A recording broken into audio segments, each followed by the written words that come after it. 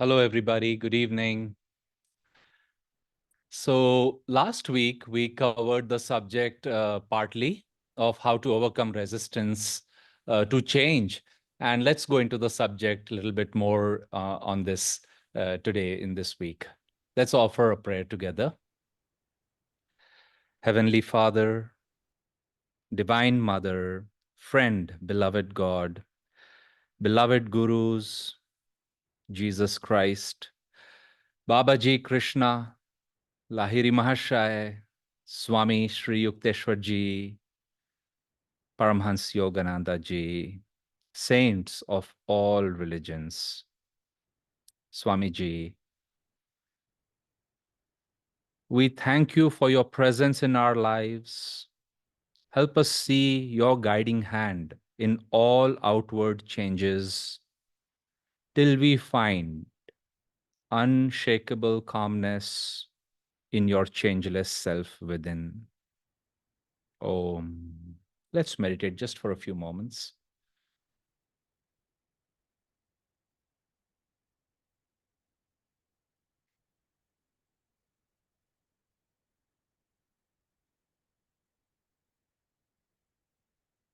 Om Shanti, Shanti, Shanti. Welcome once again, everybody. It's just wonderful to have these satsang opportunities. And, on this subject of change, last week I spoke a little bit. I gave the example of my younger sister. And when you're small, going to school, in her case, she was playing then and now is in college, moving towards post-graduation and such, that you can see when you join the dots, oh, this was wonderful. But in the moment, change is not easy. And wise is he who understands change is the only constant. As they say, it's a statement repeated by every great master, Swamiji, Yogananda ji, they all added their testimony to that. And yet, as it says in the Bhagavad Gita, there is a part of us which resists change. That is tamas, that is inertia, and it can come on different levels. It comes to saintly people. Just only a saint, you might say, is immune to that. And what does it mean? That you and I have to watch for it. Like Swami Kiranandaji, I'll give you one example. He would say, let's say somebody comes on the path, the spiritual path, and you come and you're like, oh wow, this is wonderful.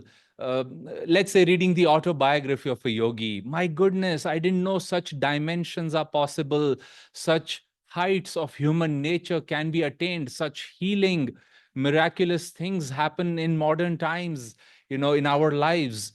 And we enthusiastically come on the path. And again, I was reading the book of The Imitation of Christ by Thomas A Kempis, and he said, if only monks, he's talking to monks in that book, he says, if you could keep that zeal with which you came. And he wrote that book in the 13th century.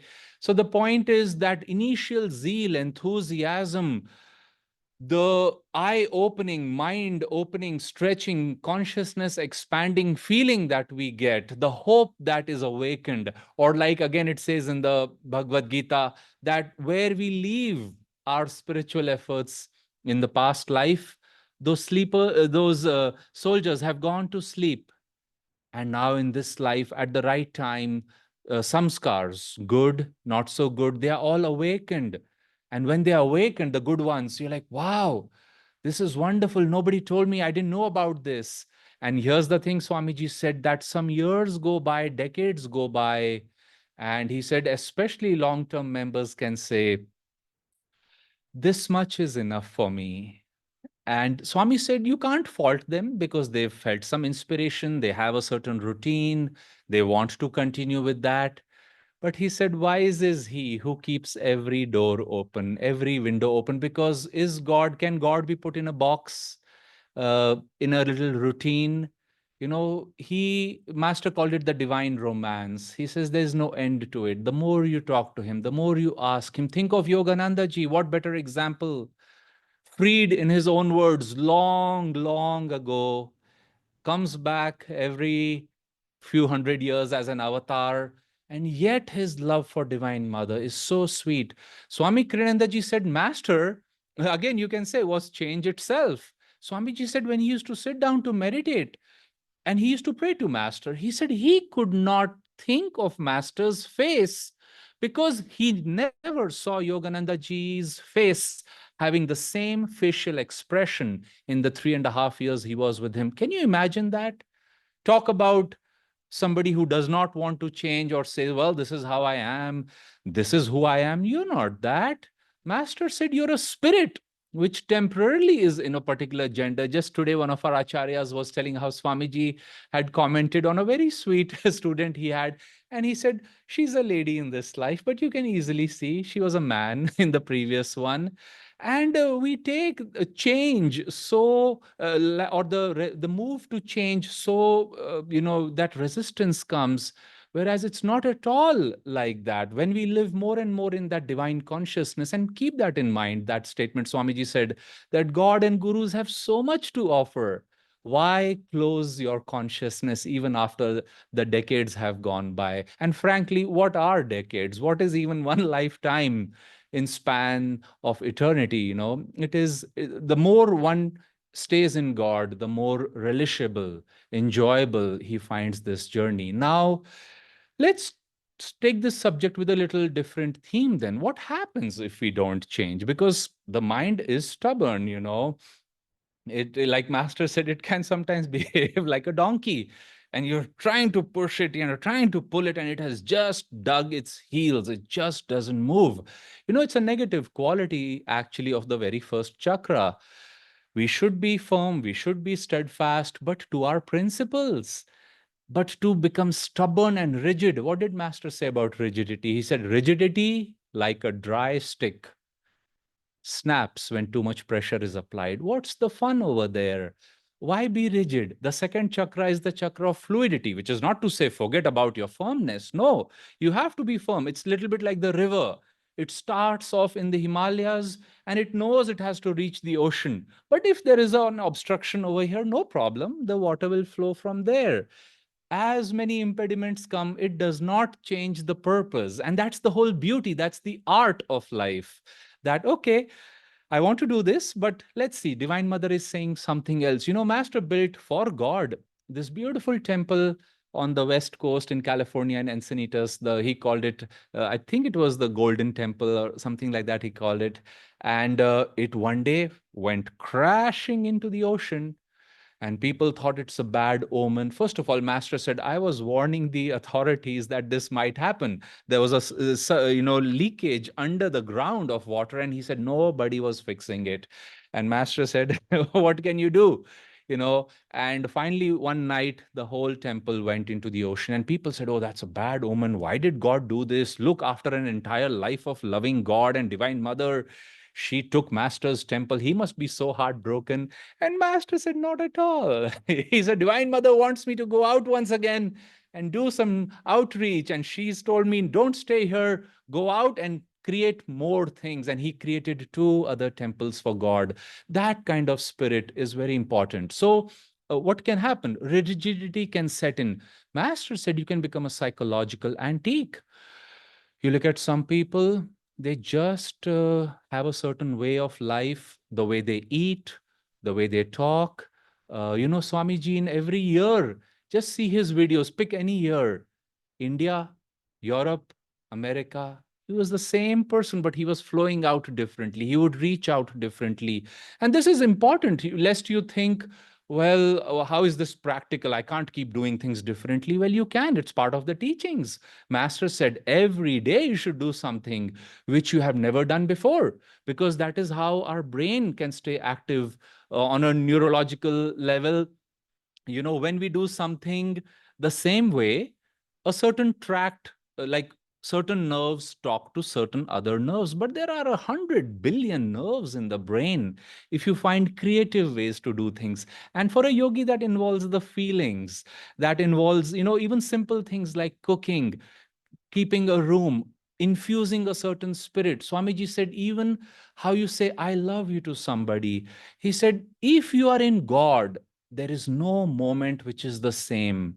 You realize how beautiful it must be to be a saint, how beautiful it must be to be always listening to God who never, as Master said, repeats himself. The other thing that can happen is, illnesses can come because we don't want to change. Life is forcing us. Time is one of the aspects of God, and it is changing all the time. Actually, interestingly, right now we are in the midst of a lot of change. Why? Because 1200 years ascending of Kali Yuga have ended, and the world has moved into Dwapar Yuga. But how many people are living in Dwapar Yuga? How many people are living with the inner energy, the spirit of the teachings? How many people are pursuing the individual relationship with God, which is a hallmark of energy, rather than the letter, the spirit of the word, than the letter over there? That education, how many teachers are coming and looking at each child, what is right for each child, what should I encourage, instead of, well, let's open our books, page number so and so, chapter so and so. It's not even working. It's not working in politics. It's not working in health. But Master said, he was very courageous. He says, doctors call illnesses incurable because they haven't found the cure yet. That does not mean a cure is not possible. But again, it starts with the individual. Are you ready for change inside? Are you looking at life with that lens?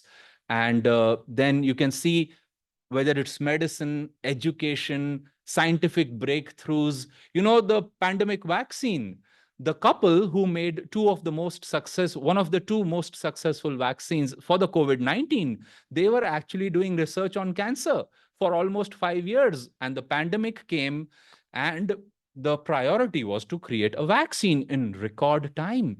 Just like that, in one day, they changed and made the vaccine very quickly.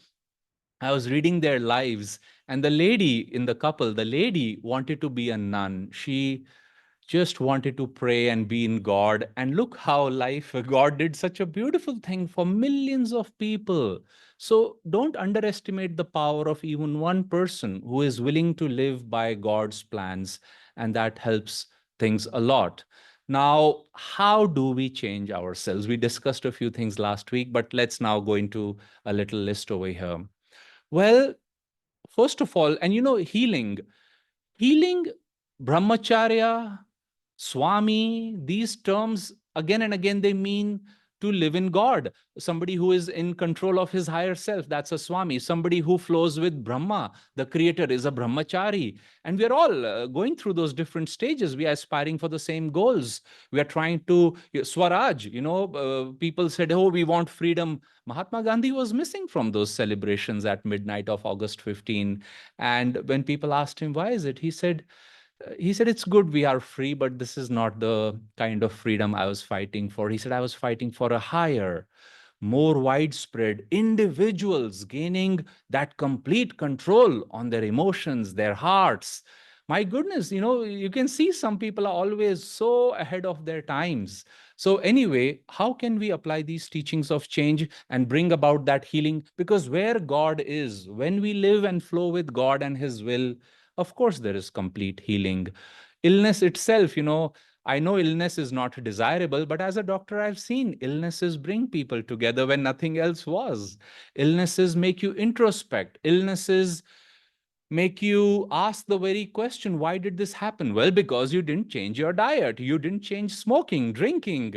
You didn't exercise. The list is on and on. Your emotions, your anger. So the point is that's why Master didn't outrightly jump into healing people. He said, what is God's will? Divine will, healing. What is God trying to tell us? And once we tune into that, we can go further.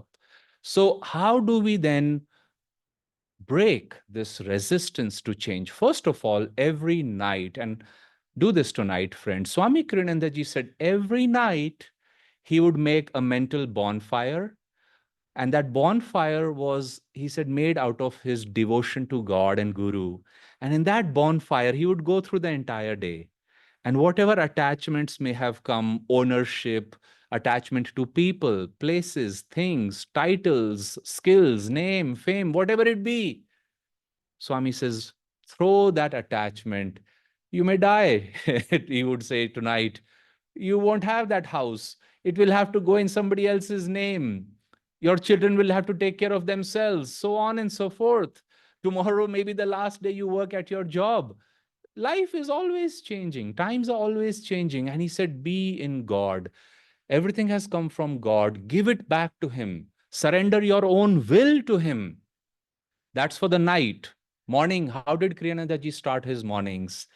He would pray to God through the eyes of his guru and he would say, Lord, may thy will be done, not mine. Now you may say, well, that's not easy. Is suffering easy? Do you like that subconscious insecurity, uncertainty? He who lives by the will of God has nothing to fear.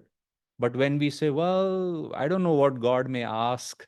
I asked a friend during the pandemic, I was trying to encourage them to serve and they were resisting. And I said, what is it? Are you afraid of dying by any chance? And he said, yes. I said, it's a normal fear. It's okay. But I said, introspect, because it's your limitation if you're afraid that way. Today it's the pandemic. Tomorrow it may be something. Your life itself is not yours. So when we live that way, in the sense of freedom, that Divine Mother, what do you want to do? Kriyananda ji used to say, it's God's body. I have to take care of it. I have to be a good custodian. I have to follow the basic laws. But beyond that, he said, it's not yours in the first place. When you say it's mine, that's where the whole bondage comes. That's the exact thing we are trying to overcome through meditation, through Guru's grace and such.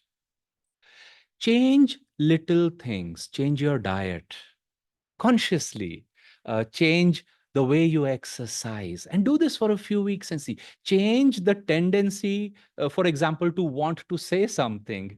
You know, I had a joke with a friend of mine who was helping me, and one time I came late to a meeting, and somebody said, well, I said, well, let's start the meeting. And I was taking a funny take on this. And the person said, well, when you're late, you should apologize first. And I knew that was coming. And I said, my friend over here, he didn't tell me about this meeting, whereas he had told me. And he said, Arey, but I told you. I said, be quiet. I said, be quiet. Don't justify yourself. And of course, everybody was laughing. They could see what was happening. But the other side of it is when you really want to say something, but you see it's not important, just be quiet. And sometimes being quiet, people grow red. That is the heat generating in the nerves. That is exactly what tapasya is. Tapasya means to purify your nerves to the point where that heat, that tap is not generating. You're just fine. If somebody ignores you, you're fine. They appreciate you, you're fine. You're a child of God. That definition doesn't change. You're alive, that's fine. You're dead, that's fine. After we die, Master has explained, you leave the body and keep moving forward. So change, when we are in God, and I'll close with this. Kriyananda ji once defined meditation as ever deeper relaxation in God. Wise is he who lives in God. When you live in God, you say, Mother, I'm your child. Breath and heartbeat. These are two things which are very good indicators of our degree of resistance to change. And if daily in meditation we can touch that deep relaxation, ultimately that relaxation, that faith in God, in Hindi it is called Vishwas. Your breath stops because you're not attached to something. So the breath has to stop. That is a sign, Master said, of self-mastery. So Hong Saw, Kriya Yoga, spending time when the breath is very soft or not existing. This is how, when you come out of such a state and somebody says, I broke your beautiful vase. And you say, it's okay. It's okay. Because you're not affected by that change. Somebody gives you bad news. You say, oh, that's too bad. Let's pray for the person. It's not that you're indifferent. You are viewing it from the point where you can finally contribute in terms of consciousness. So let's work in this coming week on the resistance to change. And finally, there's much to be said on this subject. I would suggest this beautiful book based on Master's teachings, How to Face Life's Changes. Joy to you. Let's now move into healing prayers, and let's open that session by praying for the world. Take a moment, see our planet, see the change happening politically, in religion, in education, relationships, all aspects of life. Let us bring in the light of God. Let's not resist the rays of Dwapar Yuga to bring us healing. God's plan is always beneficial. Let's welcome it in our lives. Let's see our world surrounded in the light of God. Let's rub our hands together, send blessings out into the world. Om.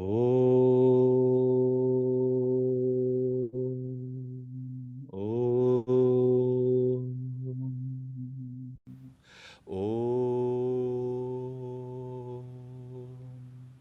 Om Shanti.